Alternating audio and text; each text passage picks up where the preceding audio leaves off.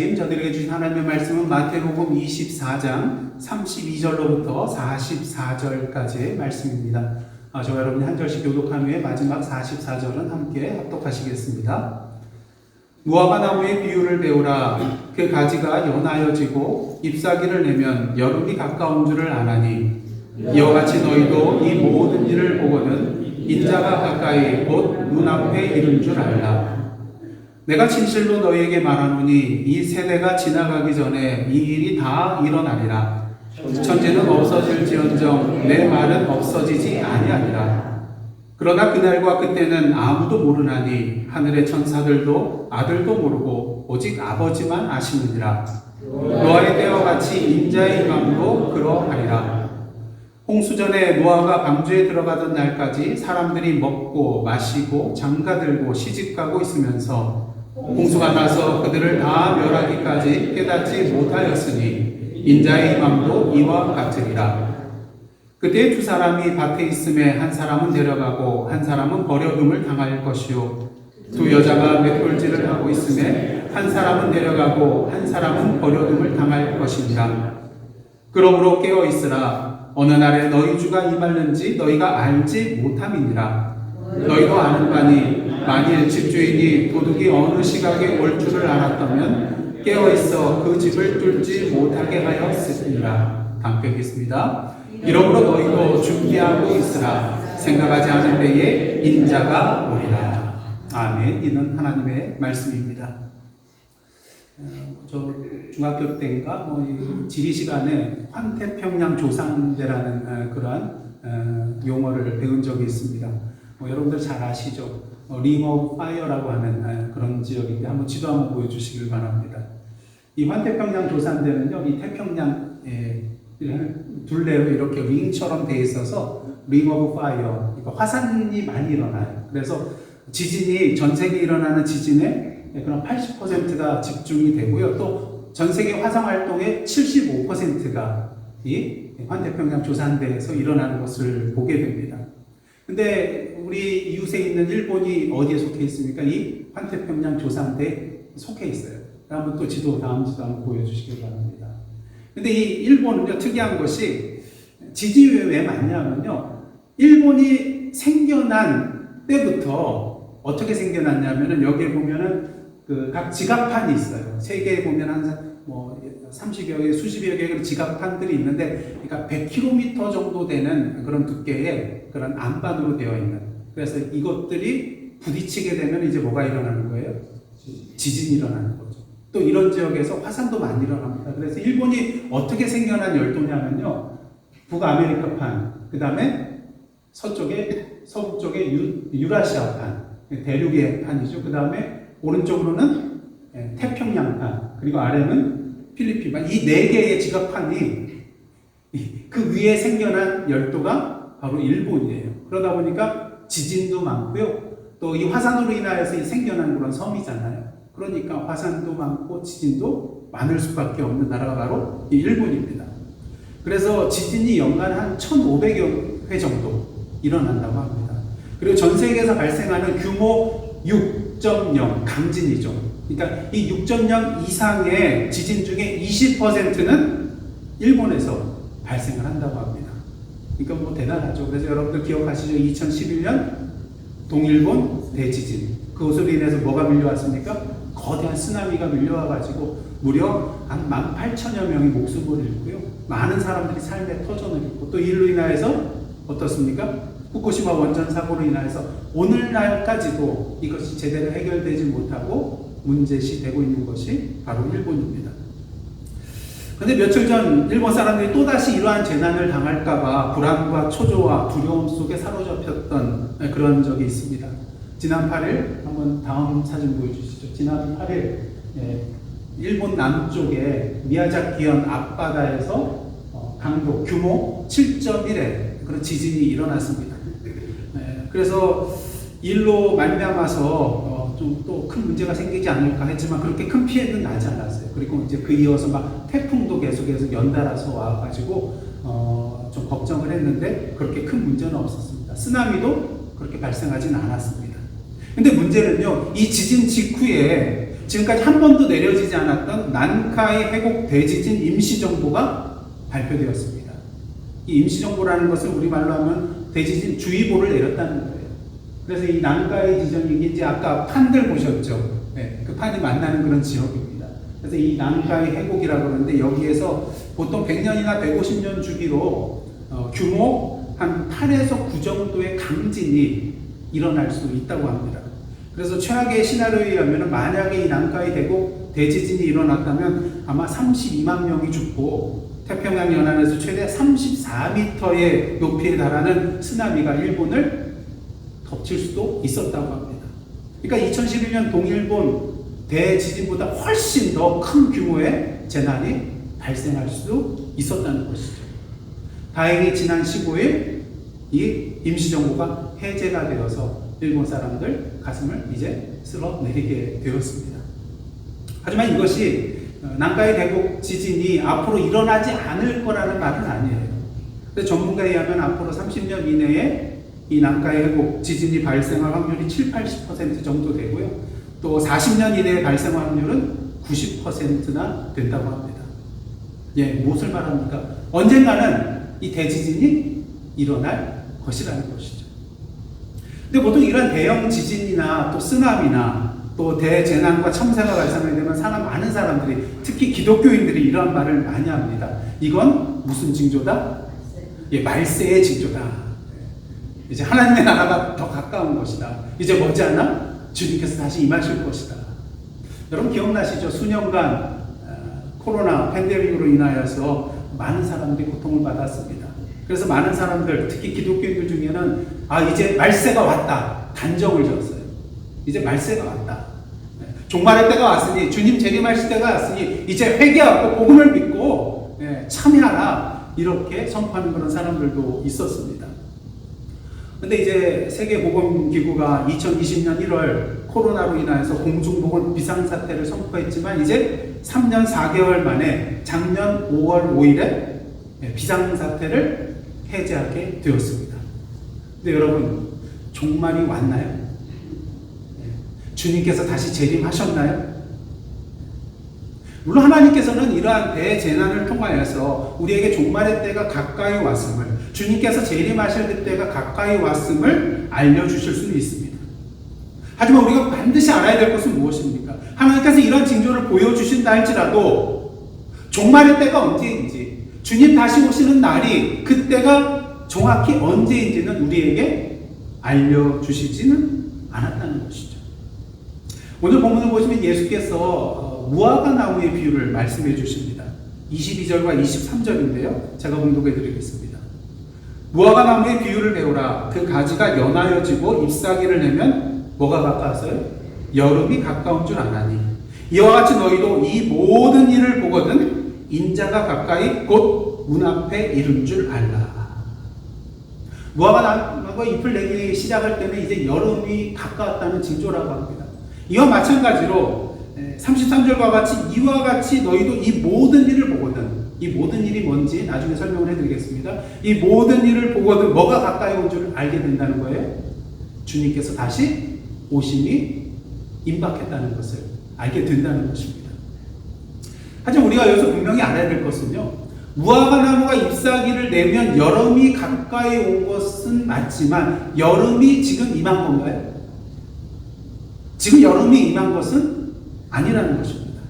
그래서 33절 보시면 이 모든 일을 보거든 인자가 가까이 곧 문 앞에 이른 줄 알라고 말씀하세요. 지금 당장 주님께서 임하신 건가요? 다시 재림하신 건가요? 그건 아니라는 거예요. 이제 곧 임하실 것이라는 그러한 말씀이라는 것이죠. 다시 말해서 아직 오신 것은 아니지만 앞으로 인자의 그런 오신 그 재림의 사건이 일어날 수 있는 상태라는 것을. 그래서 언제 주님께서 오시든지 간에 전혀 이상할 것이 없는 그러한 상태라는 것을 우리에게 알려주고 있다는 것입니다. 자, 그렇다면 이제 여기서 궁금한 것은 도대체 이 모든 일은 도대체 무엇을 말하는 것일까? 그 모든 일은요, 오늘 본문의 앞에 구절에 해당이 됩니다. 그래서 4절로부터 28절에 언급된 내용들을 보시면요, 전쟁과 기근과 지진 등의 그런 재난에 대해서, 또 환란과 거짓 그리스도인들과 거짓 그리스도와 또 거짓 선지자들이 일어나서 미혹하게 되는 일이 벌어질 것이라는 그런 말씀이 나타나 있는 것을 보게 됩니다. 그래서 이러한 그런 그 징후들은요, 주님께서 앞으로 재림하시기 전까지 일어날 일들을 묘사해주고 있다고 할 수가 있겠습니다. 특히 주 70년에 어떤 사건이 일어났죠? 로마에 의해서 예루살렘이 멸망하고 성전이 회파당하는 그러한 일을 구체적으로 가리킨다고 할 수가 있습니다.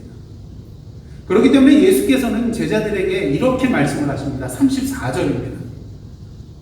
다 함께 읽겠습니다. 시작. 내가 진실로 너희에게 말하노니 이 세대가 지나가기 전에 이 일이 다 일어나리라. 이 말씀은요, 지금 예수님의 말씀을 듣고 있는 이 세대가 지나가기 전에 종말의 시간, 예수님께서 다시 재림하시는 그런 사건이 일어난다는 말씀이 아니에요. 그러니까 예수께서 다시 재림하시는 그러한 종말의 때가 있기 전에 앞서 말씀드린 그 일련의 모든 일들을 그 세대가 경험하게 될 거라는 거예요. 보게 될 거라는 거예요. 사실 제자들은 이러한 징조의 사건들이 일어나는 때가 곧 종말의 때라고 생각했어요. 주님께서 다시 재림하실 그때라고 생각을 했습니다. 그렇게 마태복음 24장 2절을 보시면요, 예수께서 제자들에게 성전에 관한 이런 말씀을 해주십니다. 2절 말씀 보시겠습니다. 너희가 이 모든 것을 보지 못하느냐? 내가 진실로 너희에게 이르노니 돌 하나도 돌 위에 남지 않고 다 무너뜨려지리라. 뭐가 무너지는 것을 지금 말씀하신 거예요? 앞으로 성전이 무너질 것을 말씀하고 계신 거예요. 그러자 제자들이 나중에 예수께 이렇게 묻습니다. 3절입니다. 우리에게 이르소서 어느 때에 이러한 일이 있겠사오며 또 주의 임하심과 세상 끝때는 무슨 징조가 있사오리까? 제자들이 이렇게 묻는 이유는 무엇일까요? 성전이 파괴된다는 것은 그들에게서는 최후 심판의 때예요. 이 세상의 종말의 때를 의미하는 것입니다. 그렇기 때문에 예수님께 이러한 질문을 한 거예요. 그 성전의 파괴 때 세상 끝날 때가 도대체 언제입니까? 그 징조는 또한 무엇입니까? 여러분들 궁금하지 않으세요? 주님이 오실 그 징조, 이 징조에 대해서 여러분들 궁금하지 않으세요? 아마 궁금하실 거예요. 왜? 이거 알면 좋잖아요. 예수님께서 다시 이 땅에 몇 년, 몇 월, 며칠, 몇 시 오신다는 것을 알게 되면 얼마나 좋습니까? 왜요? 지금은 죄를 많이 졌다 할지라도 그 예수님 오시기 전에 회개하고 통해 자복하고 나아가면 되는 거잖아요. 하지만 오늘 본문을 통해서 예수께서 말씀하시고자 하는 것은 그 종말의 때, 그 주께서 다시 임하시는 그 재림의 때를 알려주시고자 하는 것이 아니라 오히려 그 정반대의 일을 말씀해 주시고자 함이라는 것입니다. 36절 보시기를 바랍니다. 다 함께 읽겠습니다. 36절입니다. 그러나 그날과 그때는 아무도 모르나니 하늘의 천사들도 아들도 모르고 오직 아버지만 아시느니라. 무엇을 말합니까? 그날과 그때는 아버지 외에는, 아버지 하나님 외에는 아무도 모른다는 거예요. 근데 분명한 건 뭐예요? 그날은 아무도 모르지만 그날은 분명히 이를 것이라는 것입니다. 그러게 예수께서는 노아의 때와 같이 인자의 임함도 그러하리라고 말씀해 주고 계세요. 홍수년에 노아가 방주에 들어가기 전까지 사람들이 어떻게 합니까? 먹고 마시고 장가가고 시집가고, 그러면서 홍수가 자신들을 멸할 때까지 그날이 임할 것을 깨닫지 못했습니다. 무엇을 말합니까? 자신들에게 심판이 임한다는 것을 깨달을 때는 이미 늦은 거라는 거예요. 이미 늦은 거라는 거예요. 자, 그럼 어떤 사람들이 묻습니다. 그럼 먹고 마시고 장가가고 시집가고 이런 일상들을 하지 말아야 되는 것입니까? 그렇지는 않아요. 그러게 예수께서 계속해서 말씀하시죠. 그때 두 사람이 밭에 있다가 한 사람은 데려감을 당하고 한 사람은 버려둠을 당하게 될 것이다. 또 두 여자가 맷돌질을 하고 있는데 한 사람은 데려감을 당하고 한 사람은 그냥 내버려둠을 당하게 된다는 것입니다. 밭에서 일하고 있다는 거, 맷돌질을 하고 있다는 거 무엇을 의미합니까? 지금 일상의 생활을 하고 있다는 거예요. 근데 그 중에 어떤 사람은 데려감을 당하고 어떤 사람은 그대로 내버려둠을 당한다는 것입니다. 그렇다면 궁극적으로 이 말씀을 통해서 예수께서 제자들에게 하시고자 하는 말씀은 무엇일까요? 42절 말씀 다 함께 읽겠습니다. 42절 시작. 그러므로 깨어있으라. 어느 날에 너희 주가 임하는지 너희가 알지 못함이니라. 예수께서 하시고자 하는 말씀은 뭐예요? 한마디로 깨어있으라는 것입니다. 자, 그렇다면 깨어있으라는 말씀은 도대체 무엇을 의미하는 것일까요? 예수께서 말씀하십니다. 43절입니다. 너희도 아는 바니 만일 집주인이 도둑이 어느 시각에 올 줄을 알았더라면 깨어있어 그 집을 뚫지 못하게 하였으리라. 여러분 대낮에 초인종 누르고 집에 들어오는 도둑 있나요?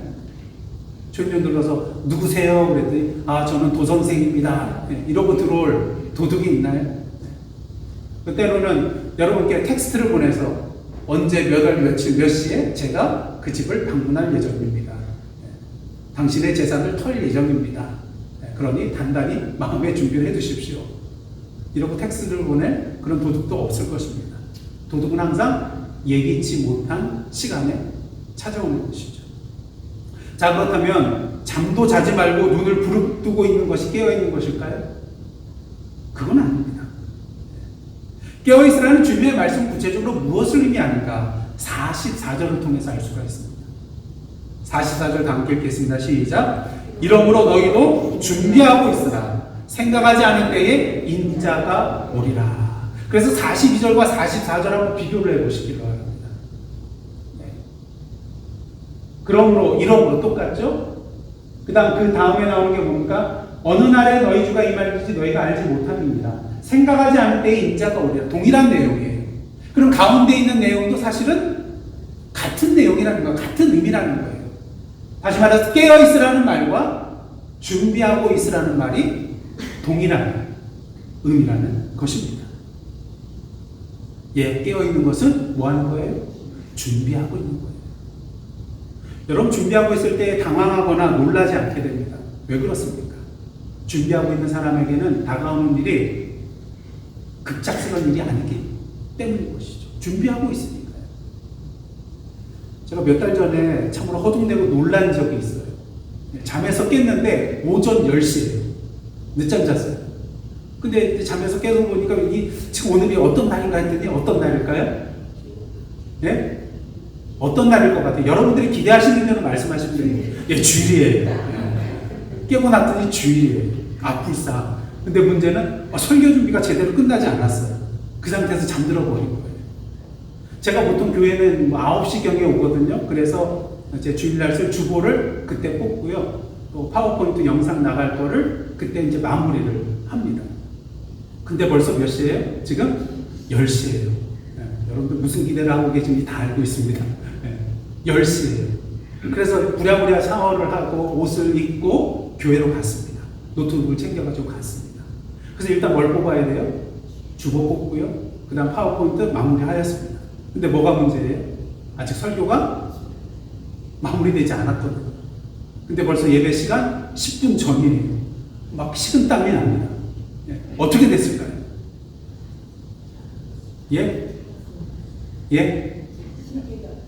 꿈이었어요. 꿈이었어요. 제가 그럴 리가 없잖아요. 꿈이었어요. 그러면서 제 입술에서 하나님 감사합니다. 할렐루야.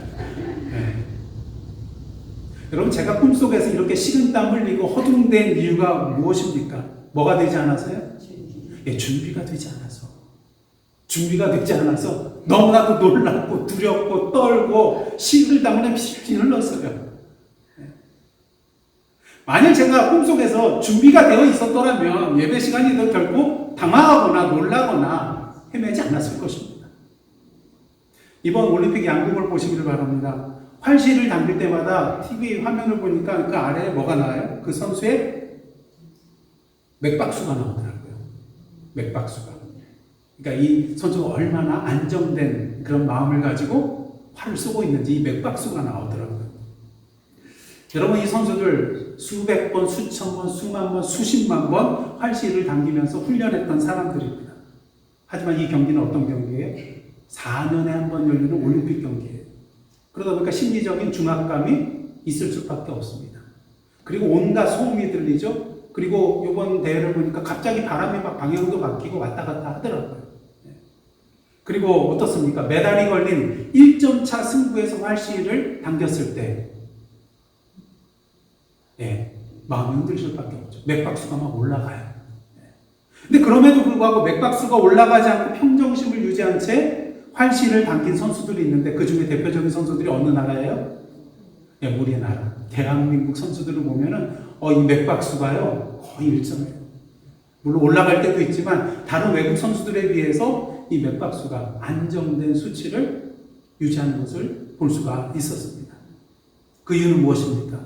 평소에 그 모든 상황에 대비해서 뭐 했기 때문에요? 준비했기 때문인 것입니다. 그러다 보니 저희 같은 사람들은 나가면은 벌벌벌벌 떠면서 뭐 점수도 왔다 갔다 할 터인데 우리 대한민국 양궁 군사들은 전혀 흔들림이 없이 모든 금메달을 다 휩쓴 것을 이번 올림픽을 통해서 우리가 보게 됩니다. 그 이유는 무엇입니까? 준비가 되어 있었기 때문이라는 것이죠. 여러분, 주님께서 만일 오늘 이 시간 이 자리에 재림하시냐면 여러분들의 맥박수는 어떻게 되겠습니까? 평정심을 이렇게 유지를 하실 것 같아요. 물론 기쁨 가운데 맥박수가 올라가겠죠. 하지만 저도 자신 없어요. 기쁨 때문에 맥박이 올라가기보다는 어쩌지? 아직도 회개 못한 그런 잘못들. 하나님 보시기에 나는 어떤 삶을 살았을까?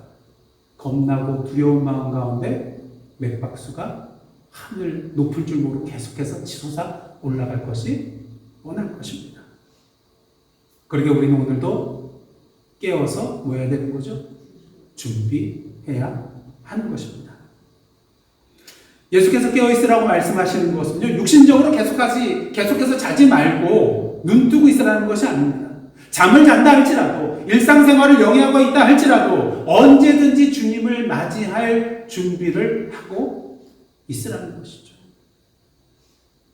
오늘 본문 이후에 나오는 45절로부터 51절 말씀을 보시면요, 예수께서 충성되고 지혜 있는 종이 되어 주인에게 그 집 사람들을 맡아 때를 따라 양식을 나눠줄 자가 누구냐 하시면서 두 부류의 그런 종에 대해서 설명을 해주십니다. 주인이 올 때 어떠한 종이 주인이 맡겨놓은 그런 모든 일들을 다 주인의 말씀대로 잘 지켜서 행하고 있어요. 그럴 때 예수께서 말씀하십니다. 그 종은 복이 있다. 왜요? 그 주인이 자신의 모든 것을 이 종에게 이제 맡길 것이기 때문인 것입니다. 반면 그가 악한 종이라면 어떻습니까? 마음이 이런 생각을 한대요. 주인이 더디 오리라. 주인이 더디 오리라. 이제 갔으니까 최소한 그래도 오늘은 안 오겠지. 그러면서 어떻게 합니까? 동료들을 때리고요. 술친구들을 불러다가 더불어 마시면서 먹고 마십니다. 근데 주인이 생각지도 않은 일에 다시 돌아옵니다. 이러한 악한 종의 모습을 보고 그 주인이 어떻게 하겠습니까? 그를 처벌할 때에 외식하는 자가 받는 그런 벌과 같은 그런 벌을 내림으로 말미암아 그 종이 이를 갈게 되도록 그를 처벌할 것이라는 것입니다. 우리는 이를 통하여 이 비유를 통해서요, 깨어있는 것, 준비하고 있다는 것이 무엇인가를 분명히 깨닫게 됩니다. 깨어있는 것, 준비하는 것은 무엇입니까? 오늘도 하나님께서 우리에게 맡겨주신 그 모든 일들을 매일 신실하고 충성스럽게 행하며 살아가는 것. 이것이 바로 깨어있는 것이요. 이것이 바로 준비하고 있는 것이라고 할 수가 있다는 것입니다. 오늘도 많은 사람들이 종말의 때가 언제인지 알고 싶어요. 그러다 보니까 사이비 또 이런 이단을 보면은 시한부 종말론자들이 많아요. 왜? 사람들이 거기에 쉽게 미혹되거든요. 언제 주님께서 오신다 그러면 사람들이 그냥 거기 확 빠져들거든요. 그래서 오늘도 그리스도인들 중에는요, 하나님, 주님께서 다시 오는 때가 언제인가? 그 종말의 때가 언제인가? 이것을 알고 싶어 하는 분이 많아요. 왜? 아까 말씀드린 대로 그때 준비하면 되잖아요. 그때. 그냥 대충 살다가 그때 딱 준비하면 되잖아요. 근데 이러한 일을 여러분들 안 하실 것 같죠? 옛날 다 하셨습니다. 저 학교 다닐 때에 시험 이제 기간이 되면 어떻게 됩니까? 무슨 치기해요? 다들 모범생이셨나봐요. 공부 잘 열심히 하시고. 저는 이 치기를 많이 했어요. 당일치기. 그냥 공부 안 하고 있다가 손 놓고 있다가 시험 전날 막 보는 거죠. 밤새 보고 그 다음날도 밤새 당일치기야. 그러니까 시험 기간 가면 갈수록 체력이 떨어지고 눈이 가물가물해지고 성적은 떨어지고. 여러분들 당일치기 다 해보지 않으셨어요? 다들 모범생이시네. 저만 그런 것 같습니다. 하지만 주님께서 우리에게 원하시는 것은 무엇입니까? 결코 당일치기를 원하시지 않는다는 거예요. 평소에 계속해서 준비하고 있기를 원하고 계시기 때문인 것입니다. 제가 중학교 때 어느 제 학과목 선생님께서 학기 초에 이런 말씀을 하시더라고요. 나는 중간고사, 기말고사 외에 쪽지 시험을 볼 거다. 근데 이 쪽지 시험은 내가 날짜를 알려주지 않고 불시해 보겠다. 다들 그냥 여기저기서 한숨 소리, 탄식 소리가 들려와요. 근데 정말로 그랬을까요? 그렇게 하시더라고요. 갑자기 어느 날 오시더니 다 책 덮어 딱 그러더니 쪽지 시험을 보는 거예요. 평소에 공부했던 사람들은 환호성을 지르지만 저같이 평소에 공부하는 사람은 공부할 걸. 하지만 후회해도 그때는 이미 늦었다는 것이죠.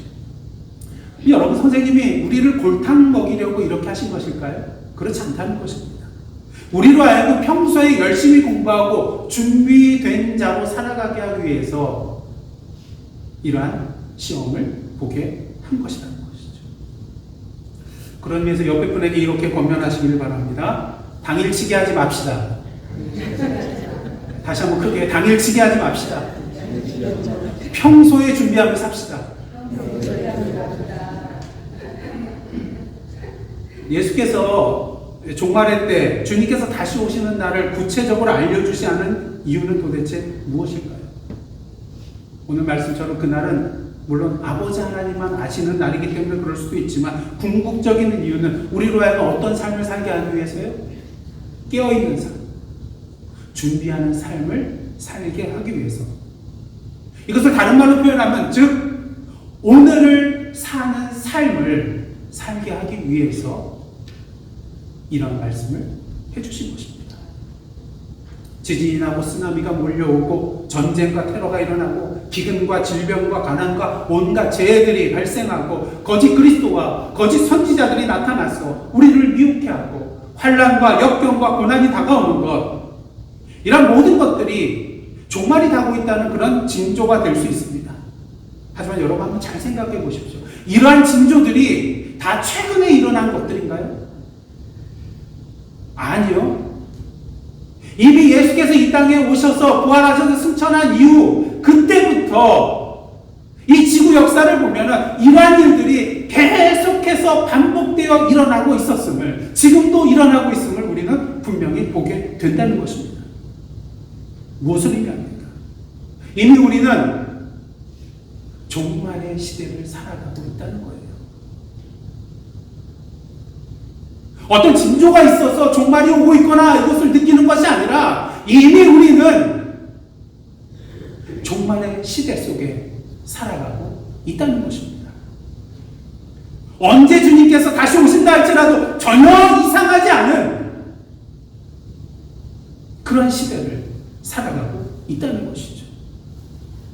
그러기에 예수께서는 그날과 그때를 알려주시지 않으신 것입니다. 다만 확실한 건 한 가지, 결국 주님께서는 이 땅에 다시 오신다는 것이죠. 종말이 있다는 것입니다. 우리의 시간에 끝이 있다는 것입니다. 심판이 있다는 것입니다. 그럼 우리는 깨어 있어야 하는 것이죠. 준비하며 살아가야 한다는 것입니다. 오늘도 하나님께서 우리에게 맡겨주신 그 모든 일에 대하여 충성되게 감당하며 다른 말이 아닌 바로 오늘 이 시간을 하나님 앞에서 신실하게 살아가야 한다는 것입니다. 바라기는 2024년도 표와 같이 오늘도 하나님 앞에서의 그 코람데오의 삶을 살아가는, 하나님 앞에서 예배하며 하나님 앞에서 하나님의 말씀을 들으며 하나님 앞에서 기도하며 하나님 앞에서 그리스도의 향기로 살아가기에 부족함이 없는, 하나님 앞에서 진정 오늘을 살아가며 살아내는 저와 여러분의 모습이 되기를 간절히 원합니다. 아멘. 주의 몸된 예사랑 선교교회 공동체가 되기를 주님의 이름으로 축복합니다. 기도하시겠습니다. 하나님, 주님 다시 오실 날이 언제인지 알 수 없기에 그러므로 깨어있는 삶을 사는, 준비된 삶을 살아가는 하나님 앞에서 오늘도 오늘을 살아가는 저희들 되게 하여 주옵소서. 예수님의 이름으로 기도드리옵나이다.